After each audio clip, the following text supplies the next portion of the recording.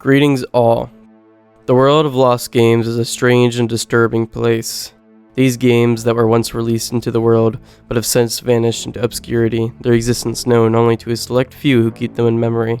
Some of these games were intentionally removed from circulation, while others were simply forgotten over time.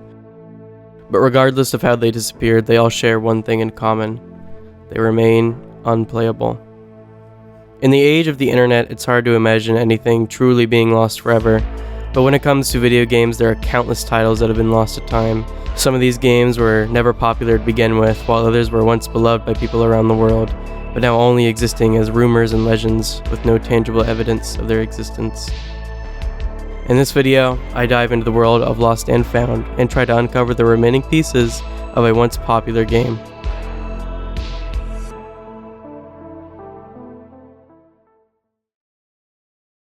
PC, 2000s. Indie game where you're a man desperately looking through a mall to find your kid. The very end reveals you're actually a child predator looking for a kid you've been stalking. The game was an RPG Maker indie game. You were a quote-unquote dad, an average-looking guy wearing glasses. You search places in a mall like an arcade and have to slide machines around like blocks to pass through. You get increasingly frantic thoughts from dad, things like, "Where could he be? I just saw him." The very end shows you cornering a kid and the camera pans menacingly as the dad smiles. So I understand the subject matter is horrific, but it does bug me that there's a lost game floating out there.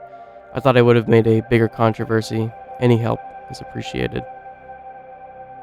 This Reddit thread asks about a former lost arcade game in which, as the post says, follows a story where the player played as a quote-unquote dad looking for his lost child. As the game speeds up, it's revealed that this dad was just a child predator. At first, some commenters suggested the game Heavy Rain being an interactive drama and action-adventure video game developed by Quantic Dream and released in 2010, which would be around the time the post suggested. The game follows 4 different characters as they search for the Origami Killer, a serial killer who kidnaps and drowns his victims during heavy rain, hence the name. The player takes on the role of each character in turn, making choices that affect the outcome of the story. In the game, there's a scene that heavily relates to what the post describes. In it shows a dad character running around a mall setting calling out to his child Jason, his face growing more and more concerned.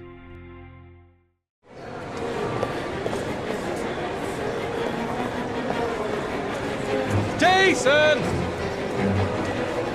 Jason! Jason! Jason! Although this game is appealing to what the post describes, it's not it. The game is far longer than what the OP suggests, and it's not a pixel-type game. The graphics are far too good to be it, leaving a dead end. Later, a potential lead was found when Reddit user u/PalmSheePrincess commented, "I'm pretty sure Patrick from Giant Bomb played this game on his Spookin' with Scoops videos, but I don't remember which one. If I'm thinking of the right one, he finds the kid in an arcade all alone, and the last scene is the predator unzipping his pants." This gave lead to a giant thread and a long search into Patrick Lepelk, a now former news editor for the video game commentary website Giant Bomb. Giant Bomb was actually a very popular site at one point, being one of the top 50 sites in 2011, and even remains up today, although putting a heavier focus into unedited gameplay on their YouTube channel now. This unedited gameplay has been kept since the early 2010s, where Patrick Lepelk would frequently play games for both his channel and Giant Bomb. Games that range from playing GTA, Uncharted, Mass Effect, to Skyrim on both Patrick's and Giant Bomb's channel. However, on Patrick's channel specifically, he ran a series called Spookin' with Scoops, a gameplay series in which Patrick played a number of small indie horror games and reviewed them. So with that, both Reddit users searched and skimmed through playlists and playlists of gameplay from Patrick's channel and his multiple gaming series. After days and days of combing through the series and multiple other videos, however, Reddit users from the thread were unable to find anything closely related to what the post had suggested, leading to another dead end. After this, multiple games were suggested, some honorable mentions being Easter, Human Pinata, and Breeder, all RPG-style games involving child trauma, however still not being related to the actual game. Even further damning the search, Nopi would comment, "The Let's Plays are definitely on YouTube. They were lesser known people, only a few hundred videos per view. The Terrible Whiteness of Opakian had at least one full playthrough on YouTube, so there's much more graphic material on indie games out there. One I remember had a female feminine presenting voice and audibly gasp at the ending reveal. Specifically the zipper bit, which is how that detail is pretty vivid in my mind, and lets me know at least one other person saw it based on another person corroborating it. The game was either on GameJolt or IndieDB, something that had much less, for the time anyway, of a clamp on content. Not sure what the state of those sites is today." With only hundreds of views on the actual gameplay of the lost indie game, searches were dampened. The 2 game sites suggested in the comment have also since been changed heavily, with IndieDB dying entirely. One potential lead was where the OP originally saw the game, in a Dashchan image listing indie RPGs ranging from known to lesser known. However, searches for this image have come to a bust. The final nail in the coffin for the search was the direct message sent to Patrick himself, which, if you'll remember earlier, was a supposed player of the indie game. Although Patrick would deny ever playing this game in the first place, and this last dead end would give way to a almost 2-year gap in which the game or any footage remained lost.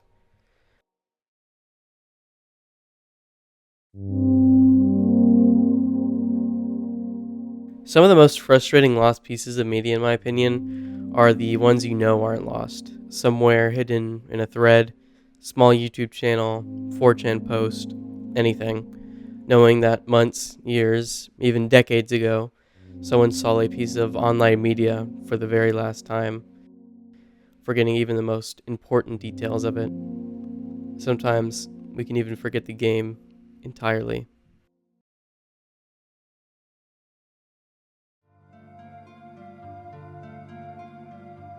Funnily enough, it turns out Patrick did play the mentioned game, just not on his channel. He played it for Giant Bomb, the pre-mentioned video game website Patrick worked for. The gameplay was featured in a showcase of the video game jam called Asylum Jam. The jam event challenged independent developers to create games related to mental health or dark subjects within a tight time frame, like 24 to 48 hours. The game, which we now know was called Arcade. As the game fades into what seems to be a pretty empty, shady arcade, you're told to find your son. Your character, who can only be assumed as the dad, wears a trench coat and glasses, yet his body is covered in all black, along with the rest of the characters. A red flag is noticed almost immediately when you walk not even 5 steps to find a newspaper lying on the ground. In it reads, "Child Killer Free." As you walk into the next area, the game urges you yet again that you must find your son before it's too late. While you explore this next area, you find on the floor a bracelet belonging to your son, who you now know is Nathan. Along with this, you're given 2 baseball bats used to break through one of the arcade machines, labeled in all yellow, "Hit." Doing this gives way to more rooms and yes, even more baseball bats.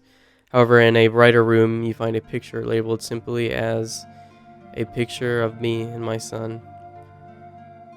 After some more simple hit puzzles, you enter a frantic hallway, the game urging you to rush and find your son as the voices start to play in the back of your head.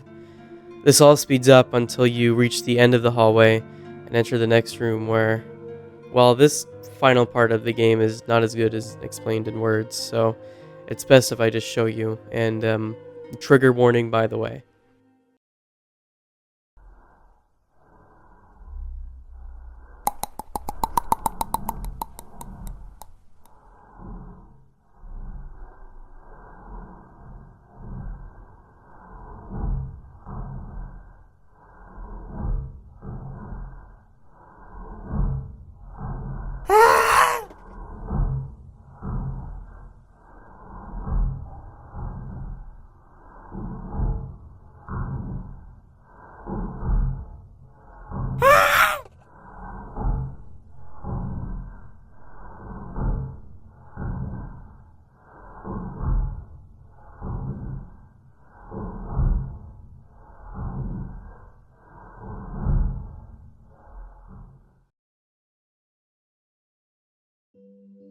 And that was Arcade, the small indie RPG game made in 2013 as part of the Asylum GM game event.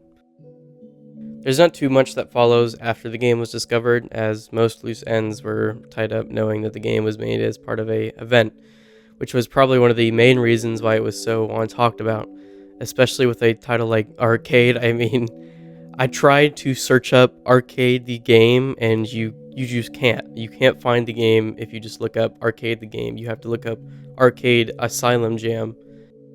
Still, even I'm quite impressed how even after 2 years with scarce help, the OP of the post was actually able to find the gameplay along with the actual file of the game just from a YouTube gameplay video from years ago with less than 10,000 views.